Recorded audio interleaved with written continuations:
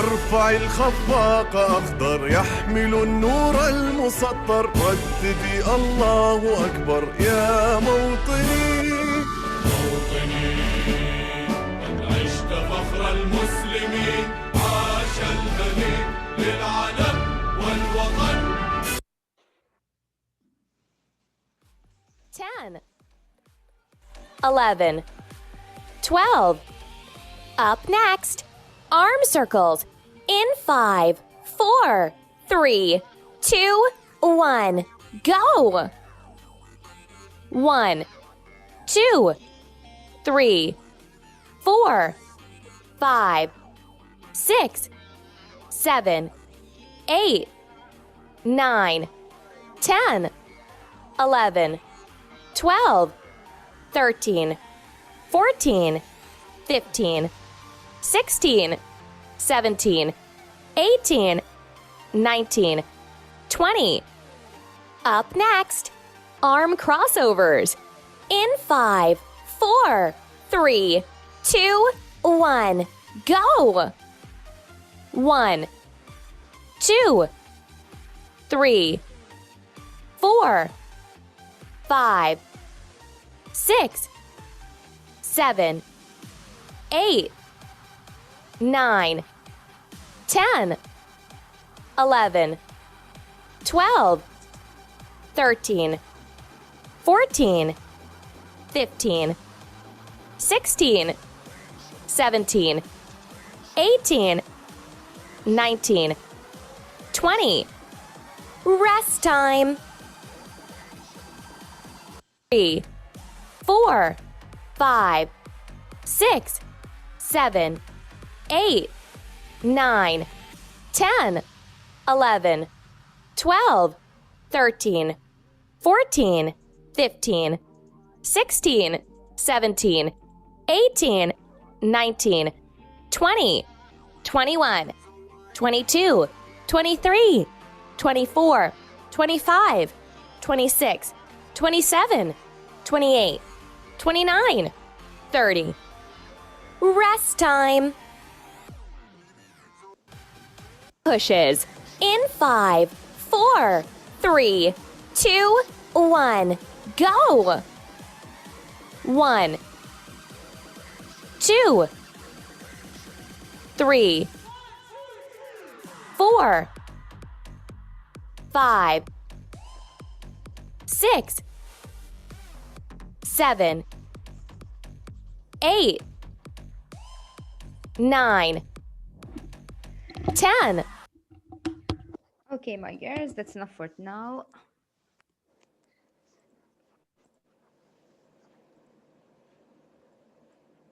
So how are you, Leen, Malak, and Wateen? How are you? Okay, welcome to the class. Today we have in the first period, we are going to learn about the story of Hatchet, and we are going to complete it. Now, before we complete the story, let's revise together what happened at the last time with the main character. The main character, his name is what? His name is Brian. So Brian right here, what happened to him? Who can remind me? Where he was going and what happened to him in the middle of that?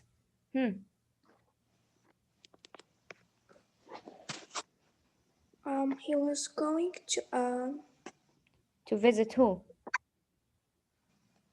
To visit his father or mother or grandmother? his father. His father, excellent.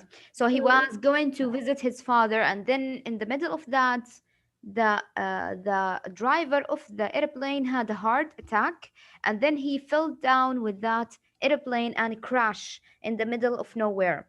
Now Brian woke up and then wanted to get out of the airplane, and then a porcupine came to attack him with his thorns, and he put all of his needles and his quill inside of his foot. Now, when he realized that he was attacked, he realized that he has to protect himself. To do so, he has to make something, but he didn't know. And then he went to sleep. When he went to sleep, he dreamed about his father and about his friend. They tried to tell him something in the dream. What they tried to tell him? To do something to protect himself. Do a fire. Excellent. Do a fire. They told him that in order, if you want to protect yourself, you have to make some fire.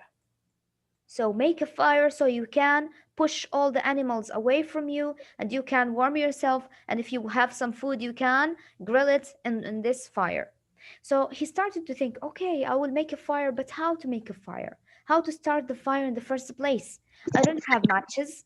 And then how to bring the twigs and the logs and the wood from where? Then he remembered something. How to bring the twigs and the woods? With what? He has to cut it with what? With the axe. With the hatchet. Excellent. The hatchet that he threw for the porcupine, he remembered that, oh, that can be a weapon for me, and it can help me to collect some of the woods, and it can help me if I want to cut anything of my food. So he went there, he brought the hatchet, and he started to collect the woods. And let's see what happened next. Will he be able to make a fire? Will he be able to call for help and to go back to his home? What happened with Brian? This is what we are going to learn together. So I want you all, my girls, to open your books on the page 344 in your reading books. And let's complete the story of Hatchet.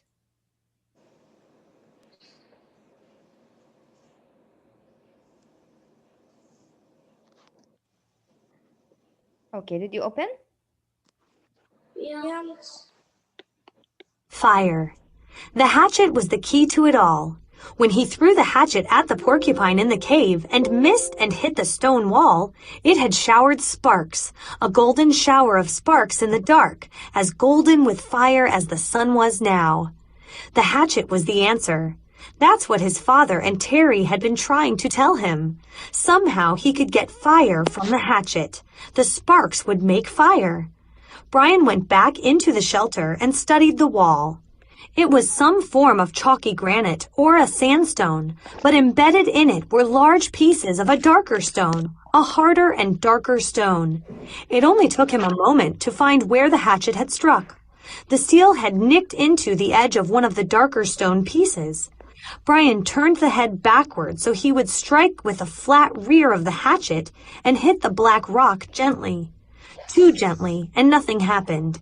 He struck harder, a glancing blow, and 2 or 3 weak sparks skipped off the rock and died immediately. He swung harder, held the hatchet so it would hit a longer sliding blow, and the black rock exploded in fire. Sparks flew so heavily that several of them skittered and jumped on the sand beneath the rock, and he smiled and struck again and again. There could be fire here, he thought. Sandstone. Excellent. Now he has the hatchet and he's swinging the hatchet and he is trying to make the fire. Let's see next. Let's think about, what do you think Brian will do with his $20 bill? Predict. Okay, now he has his $20 money with him and he wants to do something with that money. What do you think he will do with that money? He will buy something? No, he will put it in the fire so it will be bigger. Yes, excellent. He can work with that money as a starter of the fire, because when you start a fire, you need some little papers. If you have tissues, if you have paper, any type of paper, that could be burning so hard, and then it could make a fire, and then make the other twigs beside it burn also to make a bigger fire. I will have a fire here, he thought, and struck again. I will have fire from the hatchet. Brian found it was a long way from sparks to fire. Clearly, there had to be something for the sparks to ignite, some kind of tinder or kindling. But what? He brought some dried grass in, tapped sparks into it, and watched them die. He tried small twigs, breaking them into little pieces, but that was worse than the grass. Then he tried a combination of the two, grass and twigs. Nothing. He had no trouble getting sparks. Now remember, right here, he's trying to make the fire, and remember, he doesn't have matches, he doesn't have lighter, he doesn't have anything to start the fire. So he thought and thought and thought, and he said, when I wanted to hit that that animal didn't hit him, but the hatchet hit the wall of the stones. Okay, when the hatchet hit the wall of the stones, there was a spark as the fire and as the sparks of the sun. And he remembered that, oh, if I hit something hard on a rock, then we have some sparks. If I put maybe some papers or tinder things, maybe I can start a fire and igniting the fire without having a lighter or matches. So he tried to put some little thin grass and he tried to hit the stone with the hatchet. Okay, there's a sparks, but again, the grass wouldn't ignite. Why? Again, the grass is wet. He couldn't do that. He brought little twigs, but the twigs were harder and more difficult than the grass to do so. So he was thinking what to put in there just to start the fire. So what do you think he will put? He will put his money. He will put his money. Let's see. But the tiny bits of hot stone or metal, he couldn't tell which they were, just sputtered and died. He settled back on his haunches in exasperation, looking at the pitiful clump of grass and twigs. He needed something finer, something soft and fine and fluffy to catch the bits of fire. Shredded paper would be nice, but he had no paper. So close, he said aloud, so close. He put the hatchet back in his belt and went out of the shelter, limping on his sore leg. There had to be something, had to be. Man had made fire. There had been fire for thousands, millions of years. There had to be a way. He dug in his pockets and found the $20 bill in his wallet. Paper. Worthless paper out here. But if he could get a fire going...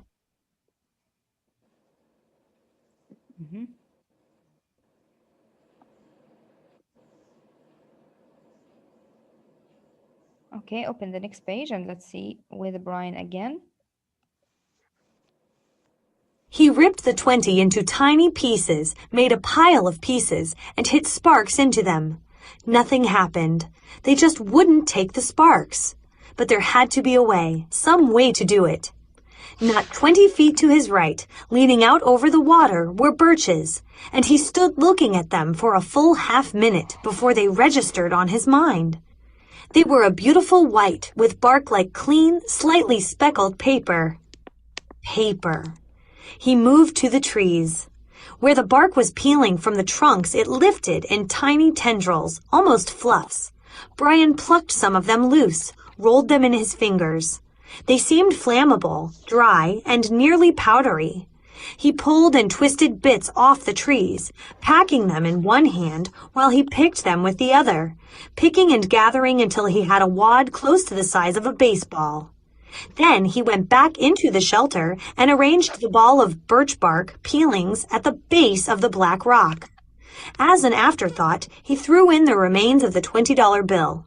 He struck and a stream of sparks fell into the bark and quickly died. But this time, one spark fell on one small hair of dry bark, almost a thread of bark, and seemed to glow a bit brighter before it died. The material had to be finer.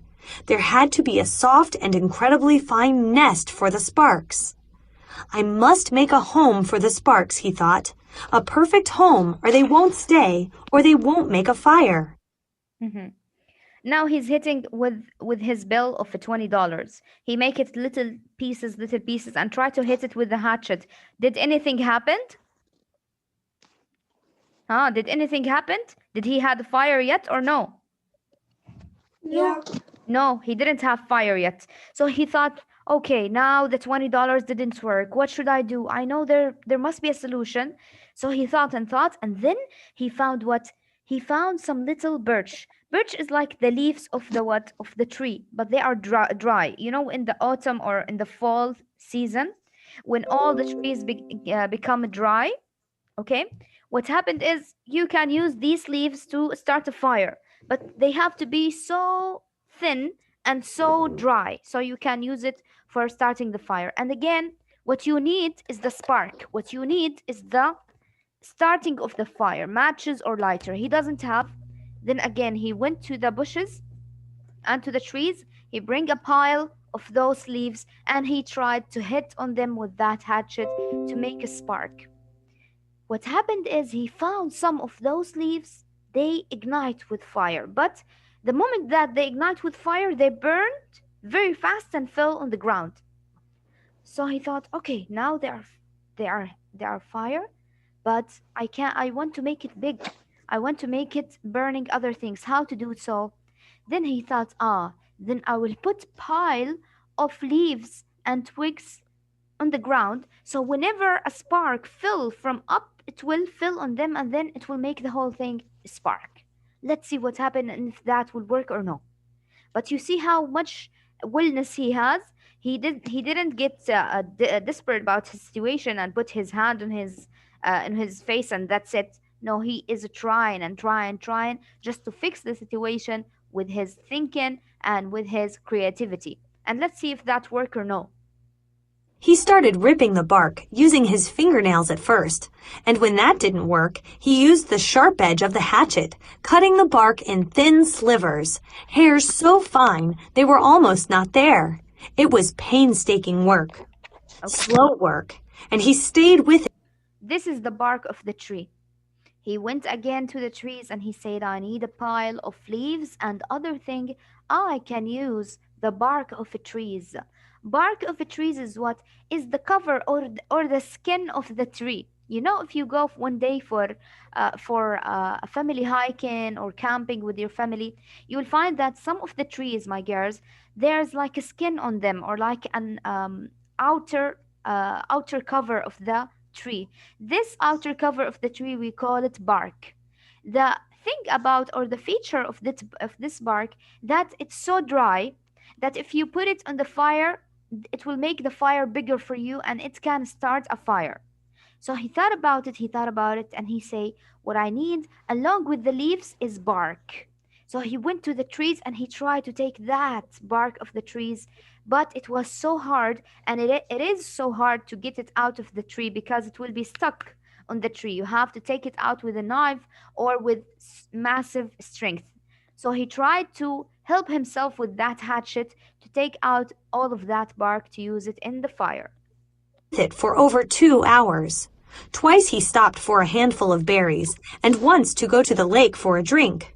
Then back to work, the sun on his back, until at last he had a ball of fluff as big as a grapefruit, dry birch bark fluff. He positioned his spark nest, as he thought of it, at the base of the rock, used his thumb to make a small depression in the middle, and slammed the back of the hatchet down across the black rock. A cloud of sparks rained down, most of them missing the nest, but some, perhaps 30 or so, hit in the depression, and of those 6 or 7 found fuel and grew, smoldered, and caused the bark to take on the red glow. Wow. Then they went out. Close. He was close. He repositioned the nest, made a new and smaller dent with his thumb, and struck again. More sparks, a slight glow, then nothing. Wow. Now you see, his story is very sad, but in the same time, you can feel the hope and you can feel the trying of this person, that he still have a hope. He still have the willingness to try more and more and more.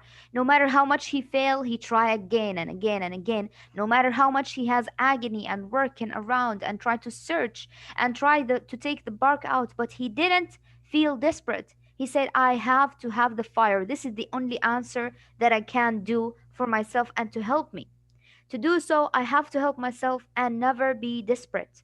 So he tried to bring the bark. He had a bucket of it. It's like so many barks, and he bring it and he tried to smash the stone with that hatchet just to make a spark again and to make the bark light. Yes, he has igniting the barks. Yes, he has igniting the leaves, but it burned for some while, and then the fire went off again, and he lost that fire. And he said, "Oh my God, I was so close. Why it didn't work?" But again, he said, "I have to make it work. I can't spend the time without a fire. I have to make it work. It's like a matter of life or death. Without it, you can't live."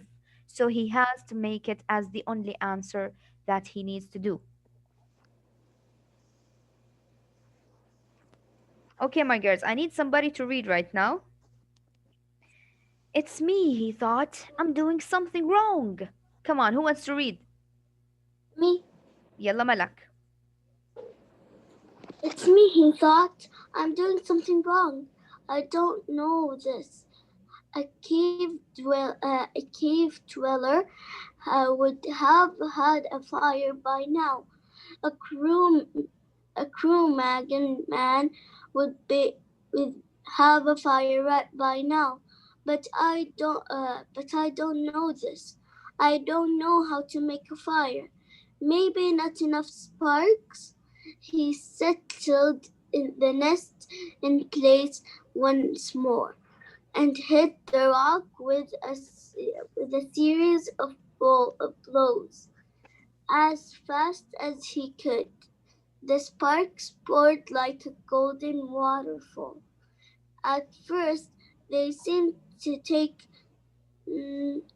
At first, it seemed to take. There were several many sparks that found life and took briefly, but they all died, starved. He leaned back. They are like me. They are starving. It wasn't quantity. There were plenty of sparks, but they needed more. Excellent. I That's would enough يا kill. ملك. يلا يا وتين. Complete. I would kill. I would kill, he thought suddenly, for a book of matches. Just one book, just one match. I would kill. What makes fire? He thought back to school, to all those science classes. Had he ever learned what made a fire? Did a teacher ever stand up there and say, "This is what makes a fire"? He shook his head, tried to focus his thoughts. What did it take? You have to have fuel, he thought, and he had that. The bark was fuel. Oxygen. There had to be air. He needed to add air. He had to fan on it, blow on it. He made the nest ready again, held a hatchet backward, tensed and struck. For quick blows.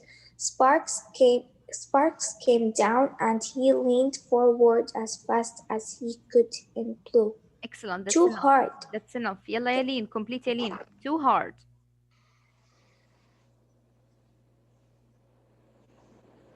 Lean, you are muted. I'm sorry. Okay. Too hard.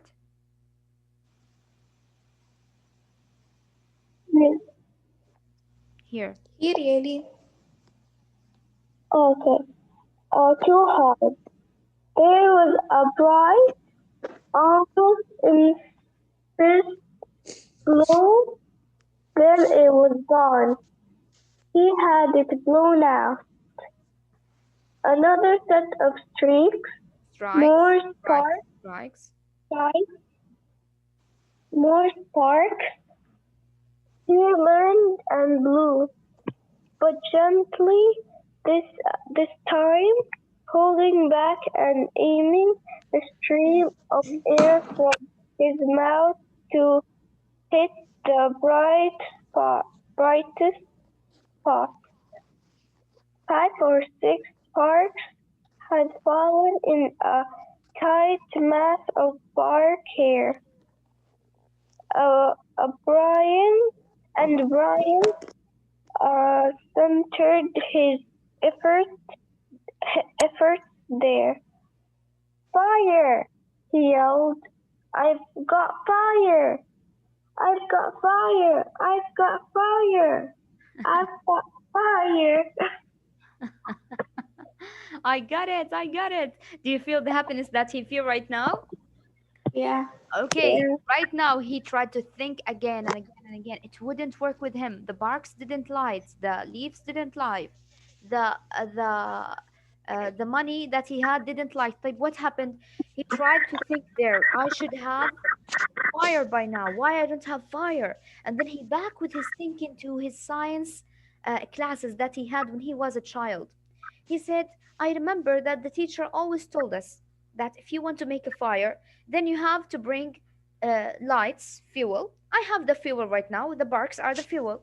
And you have to have a lighter or something to ignite the fire. I have it. I have my sparks with that hatchet. طيب, why it doesn't work? And then he remember, oh, I need oxygen. I need when the sparks come on the barks and to light them, why they die immediately is because they don't have oxygen to ignite more fire. So what I need is to put oxygen. So he remembered he's inside a cave right now, and there's no much air. So what he needs some oxygen to make the fire bigger and to make it last for longer. So he thought, then if I put the spark right here, maybe I can blow some air from my mouth. Maybe that's it, right? Then he put the barks again, he put the leaves again, and he started to smash that rock with his what? With his hatchet, and every spark goes for the nest of barks and leaves that he has. Again, he has a little fire, but before the fire died, he tried now to blow some oxygen and to blow some air. And and what happened is the fire growing bigger, bigger, bigger, bigger. And finally, he had the fire. He said, fire! He yelled, I have got a fire. I have got it. I have got it. I got it. And he tried to scream and shout, oh my God. Finally, after a whole day of trying, a whole day of working, a whole day of having hope and wellness, finally, he have got the fire and finally it worked. Let's see next what happened with this, Brian. The sparks grew with his gentle breath. The red glow moved from the sparks themselves into the bark, moved and grew and became worms, glowing red worms that crawled up the bark hairs and caught other threads of bark and grew until there was a pocket of red as big as a quarter, a glowing red coal of heat. And when he ran out of breath and paused to inhale, the red ball suddenly burst into flame. But the flames were thick and oily and burning fast, consuming the ball of bark as fast as if it were gasoline. He had to feed the flames, keep them going. Working as fast as he could, he carefully placed the dried grass and wood pieces he had tried at first on top of the bark, and was gratified to see them take. But they would go fast. He needed more and more. He could not let the flames go out. He ran from the shelter to the pines and started breaking off the low, dead, small limbs. These he threw in the shelter, went back for more, threw those in, and squatted to break and feed the hungry flames. When the small wood was going well, he went out and found larger wood and did not relax until that was going. Then he leaned back against the wood brace of his door opening and smiled. I have a friend, he thought. I have a friend now. A hungry friend, but a good one. I have a friend named Fire. Hello, Fire. The curve of the rock back made an almost perfect drawing flue that carried the smoke up through the cracks of the roof, but held the heat. If he kept the fire small, it would be perfect and would keep anything like the porcupine from coming through the door again. A friend and a guard, he thought. So much from a little spark. A friend and a guard from a tiny spark. Okay, now he has the fire, and now he started the fire with those sparks, but he found that those sparks that they are burning so fast, so he need to put logs of woods, not only small barks or leaves. He put some grass and leaves, and he went immediately to the trees to bring more logs and more woods to put it inside the fire. And he said, finally, I have a friend right now. I'm not alone. And this friend is not like any other friend. Actually, this friend is a friend and a guard. A friend because he can keep me warm, and a friend because and a guard because he can keep all the animals and porcupines and other animals away from me because they will get scared of those fires and flames. And he felt for the first time of that journey safe and nice to have something like this.